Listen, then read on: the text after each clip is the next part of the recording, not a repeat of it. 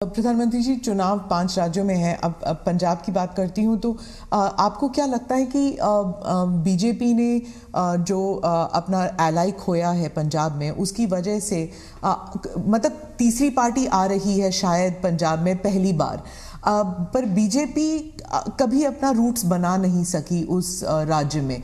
क्या आप इसको एक राजनीतिक विफलता मानते हैं?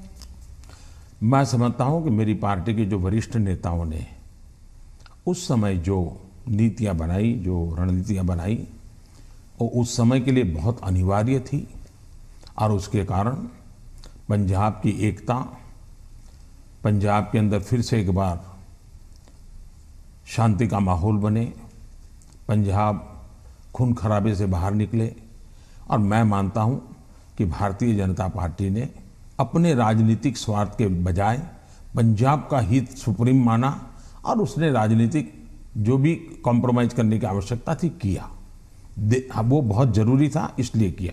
हम पंजाब को खून खराबे से बाहर निकालना चाहते थे, हम पंजाब को शांति देना चाहते थे और उसके लिए अगर बीजेपी का नुकसान होता है तो होने देंगे, ये हमने होने दिया। बीजेपी तब भी पनप सकती थी, लेकिन हमारे लिए जरूरी था कि हम उस रास्ते पर चले जिसके कारण हम यहाँ पर सुख शांति का माहौल बनाने में हम बहुत बड़ा पॉजिटिव योगदान दे सके, और वो हमने किया और पंजाब को बाहर निकालने में उस संकट से बाहर आए। जहाँ तक राजनीति का सवाल है, आज भारतीय जनता पार्टी सबसे अधिक विश्वसनीय पार्टी के रूप में पंजाब में उभरी है। आपने देखा होगा, बहुत बड़े वरिष्ठ लोग, समाज जीवन के वरिष्ठ लोग, जिनका राजनीति से लेना देना नहीं थे, वैसे बहुत बड़ी मात्रा में पिछले दिनों भारतीय जनता पार्टी ज्वाइन किया है। फिर जो राजनीति के बहुत बड़े महारथी हैं, ऐसे लोगों ने भी अपने पुराने दल छोड़ करके भारतीय जनता पार्टी टिकट दे या न दे, लेकिन भारतीय जनता पार्टी पंजाब के स्थिरता के लिए, पंजाब के विकास के लिए, पंजाब की शांति के लिए बहुत जरूरी है और इसलिए पंजाब में भारतीय जनता पार्टी का शासन बनना चाहिए।